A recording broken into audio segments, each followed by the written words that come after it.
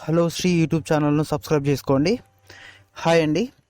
ఈరోజు మనము ఆ, ప్రజాపాలనలో ఉన్న కొన్ని సందేహాలను మనము ఈ వీడియో రూపంలో క్లియర్ చేయడానికి ప్రయత్నం చేద్దాము. అందులో ఏమేమి టాపిక్స్ ఉంటాయి, ఆ టాపిక్స్ గురించి నేను కొంచెం డిస్కషన్ చేద్దామని ఈ వీడియో తీయడం జరిగింది. మీ సేవకు సంబంధించి, పెన్షన్లకు సంబంధించి ఎలాంటి అప్డేట్ ఉన్నా మన యూట్యూబ్ ఛానల్లో అప్డేట్ రావడం అనేది జరుగుతుంది అండి. కాబట్టి ఎలాంటి అప్డేట్ అయినా మీకు త్వరగా నోటిఫికేషన్లు రావాలంటే హలో శ్రీ అనే యూట్యూబ్ ఛానల్ని సబ్స్క్రైబ్ చేసుకోండి. ఇంతకుముందు కూడా రేషన్ కార్డుకు సంబంధించి చాలా రకాలుగా వీడియోలు మన యూట్యూబ్ ఛానల్లో తీయడం జరిగింది. కంటెంట్ నచ్చినట్టయితే సబ్స్క్రైబ్ చేసుకోండి, ఒక ముగ్గురికి షేర్ చేసే ప్రయత్నం చేయండి. ఓకే అండి. ముందుగా మనము మనకు ముందుగా వీడియోలోకి వస్తే, ప్రజాపాలన తెలంగాణ ప్రభుత్వం కొత్తగా ఏర్పడినాక ప్రజాపాలన అని చెప్పేసి 6 గ్యారంటీల అని ప్రజాపాలన అని చెప్పేసి ఒక నోటిఫికేషన్ తీసుకురావడం జరిగింది. దాని గురించి ఇప్పుడు నార్మల్గా మాన్యువల్గా అప్లికేషన్లు తీసుకోవడం జరుగుతుంది. ఈ మాన్యువల్గా అప్లికేషన్ తీసుకున్న దాంట్లో కూడా చాలా రకాలుగా మీకు సందేహాలు ఉండడం జరిగింది. కానీ ఆ సందేహాలకు కొద్ది మాత్రమే డౌట్లు క్లియర్ చేయడానికి నేను ప్రయత్నం చేస్తానండి. ఓకే అండి.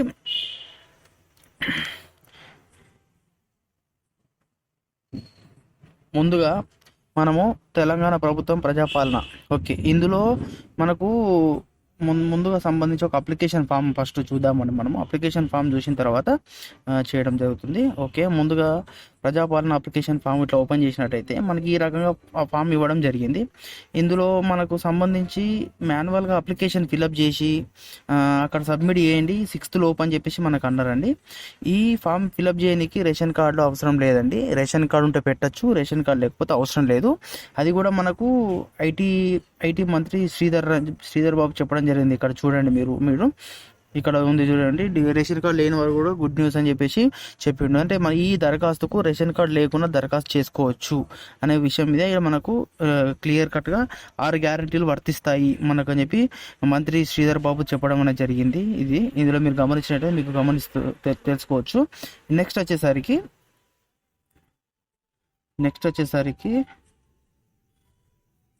ఓకే, అప్లికేషన్ ఫామ్ మనం ఒకవేళ చూసినట్టయితే ఫస్ట్గా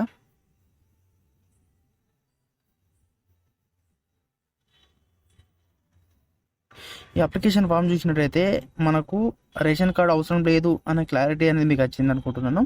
ఓకే, అది ఎందుకో కూడా నేను తర్వాత మీకు ఎక్స్ప్లెయిన్ చేసే ప్రయత్నం చేస్తాను. ఈ అప్లికేషన్ ఫామ్ ఫిలప్ చేసినాక కుటుంబ సభ్యుల ఆధార్ కార్డ్ నంబర్ ఫిలప్ చేసిన తర్వాత చిరునామా ఫిలప్ చేసినాక మహాలక్ష్మి పథకం కింద 2500 అనేది ఇవన్నీ మీకు తెలిసిందే. అవసరమైన టిక్ పెట్టేయండి, అవసరం లేని నో పెట్టేసి అప్లికేషన్ ఇచ్చేయండి. ఇచ్చేసిన తర్వాత మనకు ఇక్కడ కింది వచ్చినాక ఇక్కడ చూడండి, ఇక్కడ మనకు పైన ఇచ్చిండు జతపరిచిన డాక్యుమెంట్స్ ఆధార్ కార్డు జిరాక్స్, తెల్ల రేషన్ కార్డు జిరాక్స్ అని చెప్పన్నారు. అంటే ఆధార్ కార్డు జిరాక్స్, ఒకవేళ తెల్ల రేషన్ కార్డు లేని ఎడల ఓటర్ ఐడి కార్డు పెట్టండి. ఓకేనా, ఓటర్ ఐడి కార్డు పెట్టి మీరు అప్లికేషన్ ఇస్తే ఇక్కడ ప్రగతి పథం అని చెప్పేసి ప్రజాపాలన దరఖాస్తు రసీదు అనేది మీకు ఒకటి నంబర్ వేసి ఇవ్వడం జరుగుతుంది. ఓకే, ఇది తీసుకున్న తర్వాత వీళ్ళు ఏం చేస్తారంటే 6 తారీఖు అయిపోయిన తర్వాత ఈ ఫామ్ను మనకు వీళ్ళు ఆన్లైన్లో ఎక్కిస్తారట. ఆన్లైన్లో ఇక్కడ మనం ఇక్కడ న్యూస్లోకి వచ్చి చూసినట్టయితే మనకు ఇక్కడ చూడండి, ఇక్కడ చెప్పారు, మనకి ఏం చెప్పారు, 4 నెలలకు ఒకసారి ప్రజాపాలన అప్లికేషన్ అనేది పెడతారండి. ఈసారి 6వ తారీఖు లోపల ఏనోళ్ళు ఉంటే మళ్ళీ 4 నెలల తర్వాత మళ్ళీ ఈ ప్రోగ్రామ్ అనేది స్టార్ట్ చేయడం జరుగుతుంది. ఇక్కడ చెప్పారు. ఇక్కడ చూడండి, ఇక్కడ వీళ్ళు ప్రజాపాలన సదస్సులు ముగియగానే ఈ 17 వరకు దరఖాస్తును డేటా ఎంట్రీ చేయాలని పూర్తి చేయాలి. డేటా ఎంట్రీ అంటే మీరు ఇచ్చిన డేటా ప్రకారము ఇవి ఆన్లైన్లో పొందుపరుస్తారండి. ఆన్లైన్లో పొందుపరిచి ఎలిజిబిలిటీ అయిన వాళ్ళకు ఈ పథకాన్ని వర్తింపజేయడం జరుగుతుంది. ఇది కూడా డేటా ఎంట్రీ కూడా మ్యాక్సిమం మీ సేవకి ఇవ్వడం జరుగుతుంది. ఈ సంబంధించి కూడా ఈ ఫామ్స్ కూడా మన మీ సేవకు రావడం జరుగుతుంది. దాని గురించి కూడా ఏమన్నా కొత్తగా అప్డేట్ కావాలంటే మన యూట్యూబ్ ఛానల్ సబ్స్క్రైబ్ చేసుకోండి. కంపల్సరీ నేను ఇన్ఫర్మేషన్ వచ్చినాక ఒక వీడియో రూపంలో తీసి మీకు పెట్టే ప్రయత్నం చేస్తాను.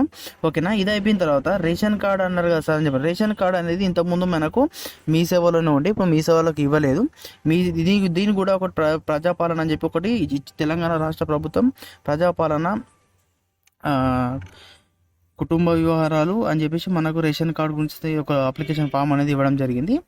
ఈ ఫామ్ దరఖాస్తు ఫిలప్ చేసి ఇది కూడా అక్కడనే మాన్యువల్ ఇవ్వాల్సి ఉంటుంది.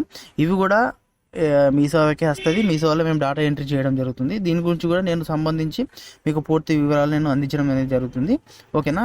అయితే ఒక్క వార్డులో ఒక్కొక్క రకంగా ఉంది. మా వార్డుకి వచ్చే వరకు మాన్యువల్గా అప్లికేషన్ తీసుకున్న తర్వాత మళ్ళీ రేషన్ కార్డు అయితే ఎవరైతే లేదో వాళ్ళు వైట్ పేపర్ మీద తహసీల్దార్ గారికి రిక్వెస్ట్ పెడుతూ వాళ్ళ ఆధార్ కార్డ్ నెంబర్లు మెన్షన్ చేస్తూ ఒక మాన్యువల్ అప్లికేషన్ రాసి ఆధార్ కార్డులు ఉంటే రేషన్ కార్డు, లేకపోతే ఓటర్ ఐడి కార్డు జతపరిచి మాన్యువల్గా అప్లికేషన్ ఇవ్వాలి. 6 తారీఖు తర్వాత అయిపోయిన తర్వాత మనకు వీళ్ళు ఏం చేస్తారు అంటే ఈ డేటా ఎంట్రీ అనేది చేయడం జరుగుతుంది. ఆన్లైన్లో డేటా ఎంట్రీ చేయడం జరుగుతుంది. ఓకేనా. రేషన్ కార్డుకు సంబంధించిందేమో మాన్యువల్గా అప్లికేషన్ వైట్ పేపర్ మీరు రాసి ఇవ్వాలి. ఓకేనా. ప్రజాపాలన అప్లికేషన్ ఫామ్ గురించి మేము చూసినాం కదా, 6 తారీఖు క్లోజ్ అయిన తర్వాత డేటా ఎంట్రీ అనేది ఆన్లైన్లో చేయడం జరుగుతుంది. ఇంకొకటి చాలా మటుకు ఇది అందరికి డౌట్ ఉంది, ఆదాయ ధృవీకరణ పత్రం, కుల ధృవీకరణ పత్రం ఇది వీటికి అవసరమా అని చెప్పేసి అంటారు. ఇక్కడ అవసరమా అంటే ఇక్కడైతే ఎక్కడ మెన్షన్ చేయలేదండి, ఇది అవసరం లేదు. కానీ నా సజెషన్ ఏంది అంటే నీకు టైంకు మళ్ళీ ఇన్కమ్ క్యాష్లు కావాలి అని అనుకుంటే నువ్వు మీసేవ మాట లైన్లు కట్టే కంటే ఇప్పుడు ఫ్రీ ఉన్నప్పుడే ఇన్కమ్ క్యాస్ట్ 2 అప్లికేషన్ చేసి తీసి పెట్టుకుని ఉత్తమం అని చెప్పేసి నా ఉద్దేశం అండి.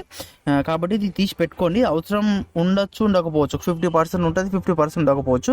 కానీ టైంకు కావాలి అంటే మాత్రం ఎవరు చేయరండి. మీ సేవలో కూడా లైన్ ఉంటుంది, ఎంఆర్ ఆఫీస్లలో లైన్ ఉంటుంది. కాబట్టి మీకు అప్లికేషన్ రావడం లేట్ అవుతుంది. కాబట్టి నా సజెషన్ ప్రకారం మీరు ముందే తీసి పెట్టుకోండి. ఓకేనా. ఓకే. ఆదాయ కుల ధృవీకరణ పత్రం అయిపోయింది. ఇంకొకటి వచ్చేసి గ్యాస్ ఈకేవైసీ అండి. గ్యాస్ ఈకేవైసీ అనేది మనకు ఈ డిసెంబర్ 31 వరకే ఇంతకుముందు ఉండే అండి. ఈ డిసెంబర్ 31 వరకు ఉండే, దాన్ని మళ్ళీ ఇప్పుడు ఎక్స్టెండ్ చేసారు. మనకి గూగుల్లో చూసినట్టయితే గూగుల్లో కూడా చెప్తుంది మనకు.